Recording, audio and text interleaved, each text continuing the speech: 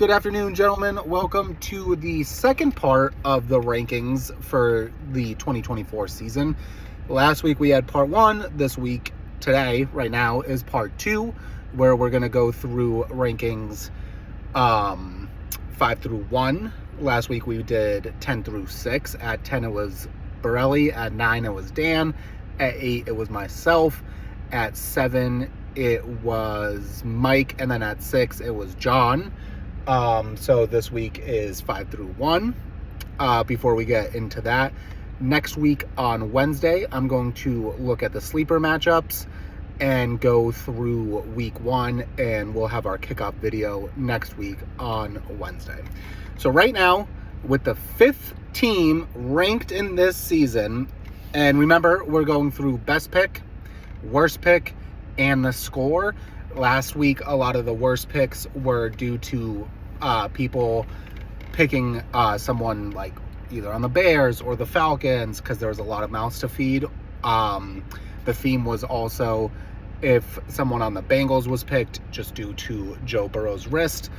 So I'm just jogging your memory of that. So best pick for the 5th best team this year, I put Jake at 5. I have his best pick was Dalton Kincaid. With new acquisitions like Keon Coleman, Curtis Samuel coming to town, Kincaid is one of Josh Allen's most well-known targets. Great value and great pick. Also, one thing I definitely wanted to say about Jake's team is he had fantastic value on JSN. That cannot go understated. Last year, the Seahawks offense ran the least amount of plays. They got a new coach. Head coach is, I believe, half the age of Pete Carroll. He's 37, and I think Pete Carroll is 74. So they're getting younger. They got an offensive coordinator who lit it up at Washington. So I think they're really going to be passing the ball. That Jackson Smith-Njigba pick was just a phenomenal pick. Great pick, Jake. But Jake's worst picks are between DJ Moore and Darnell Mooney. I mean, like I said in the little recap, sticking with the theme, both of those guys are on that team with a lot of mouths to feed. Also, hamstring injuries don't always go away. They linger a lot. And Jahmyr Gibbs, I mean, you definitely could have got him in the second. But, you know, at the end of the day, I really think your worst picks are Darnell Mooney and DJ Moore.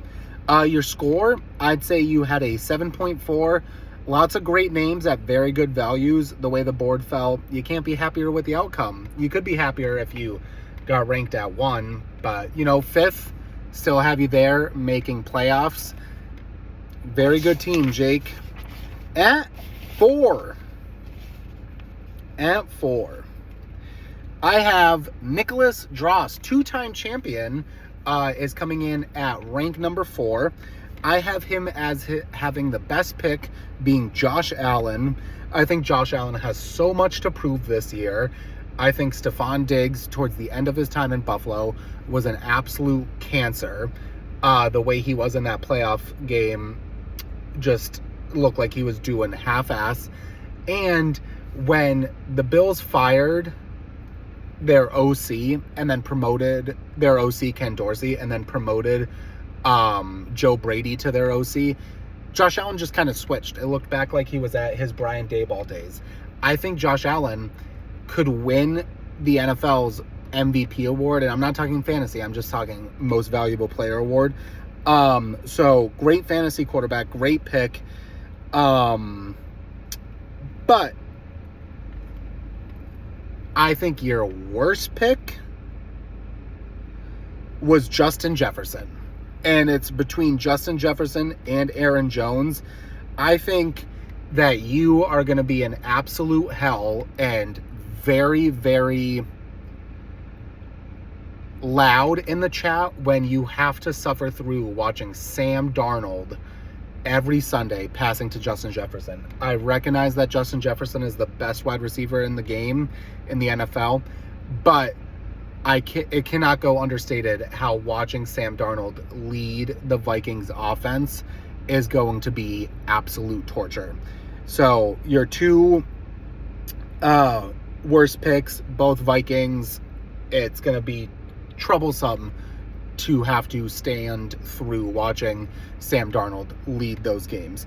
Your score is a 7.8. You have a very strong bench with a strong starting core, but 7.8 and ranked at number 4, I don't think you repeat. Team number 3, Ryan Dupont, our gracious host for the draft. Your best pick was Derrick Henry.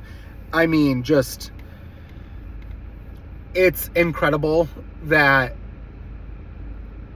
he's 31 and I was flirting with taking him in the second round. Gus Edwards had massive success last year behind that Ravens line. I think Derrick Henry could easily rush for 1,800 yards and over 15 touchdowns. But my favorite pick of yours was Nick Chubb, because he broke his knee in week 2 against the Steelers. Modern medicine is just absolutely astounding, and I think that, like, yes, Nick Chubb starting on the PUP list, but you go 1-3, you go 2-2 to start those 4 games. Nick Chubb's going to have a bounce back year, could easily win comeback player of the year. Between Henry and Chubb, by week 8, your team's going to be looking amazing at your RB 1 and 2. So those are my favorite picks. Worst pick, I'm going to stick with the theme of saying that, like, picking Cole Kmet was a huge mistake, just for the fact that there's way too many mouths to feed. But I'm also going to go with Ramondre Stevenson. I mean, Pats are 30th, 31st, 32nd best team in the league. Like, I don't know. They have a horrible offensive line.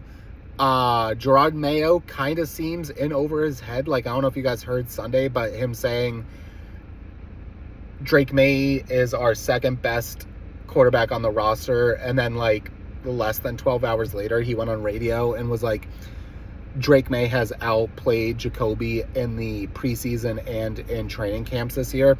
I just think Gerard Mayo's in way over his head. Ramondre Stevenson, horrible pick to have right now as your starting RB2. For Dupe, I gave him a 7.9 as a score because, as I said, for his best picks, great running back 1 in Henry. By week 6, when Nick Chubb returns, great running back 2, and best quarterback in the league. Let's see what Mahomes does. So yeah, third best team. For the second best team in the league, I have Frankie. His best pick, Jaden Daniels, hands down. Cliff Kingsbury is a moron, but Cliff Kingsbury, like, say what you will, he can definitely dial up a run. And I think once the Commanders get within the 20, Jaden Daniels is just taking off. They're not giving it to 32-year-old Austin Eckler. And also, Commanders have an atrocious defense, so they're just going to be in shootouts every week. I think Jaden Daniels was your best pick. Your worst pick, Joe Burrow. I mean, you had to have guessed it, right? Score, I gave you an 8. I said, is this the year you break the trend of most points for but losing round 1 or not even making the playoffs? I think it is. I think you can advance to round 2. I think you have a very strong team, but Zach Jones, you are the best team in my eyes, personally. Best pick, I put Anthony Richardson. Upside, Cam Newton from 2015. Downside, don't really see any. I mean, Colts, like, a lot of weapons. Shane Steichen's great offensive mind. Anthony Richardson's going to be running a ton. I think it was an enthralling pick with loads of upside. Also, shout out your Chris Olave pick. Someone has to catch passes on the Saints offense. And the Saints could easily win the NFC South. So between Anthony Richardson and Chris Olave. I would say those are your two best picks. Your worst pick, I would say Malik Neighbors is what I wrote down, because I just don't understand. Like, I want Malik to be great, but Malik having to rely on Daniel Jones is almost as bad as having to rely. Actually, it's worse than having to rely on Sam Darnold.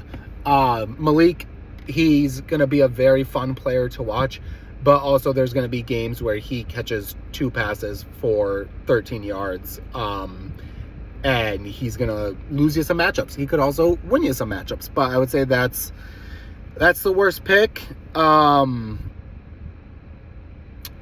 I would also say your second worst pick is you took a chance on Taylor's boyfriend. I think that the Chiefs wide receiving core, or honestly just him, Travis Kelce, he's playing for February. He's not playing for the regular season. The Chiefs are going to three-peat. He's going to propose to Taylor on the field, and then they're going to ride off into the sunset. But I still think you have the best team in the league, between Anthony Richardson and excuse me, CMC, Olave, and you have a very strong bench. I gave you the best team. I gave you the score of an 8.2, fantastic QB, RB 1 and 2, and wide receiving core, even though Tank is frozen. So yeah, those are your rankings. At 10, Borelli. At 9, Mike. At 8, myself. At 8, myself. At 9 was Dan. At 7, Mike. At 6, John. 5, Jake. 4, Drost. 3, Dupe. 2, Frankie. And 1, Snackery Bones. Thanks, boys. See you in the chat.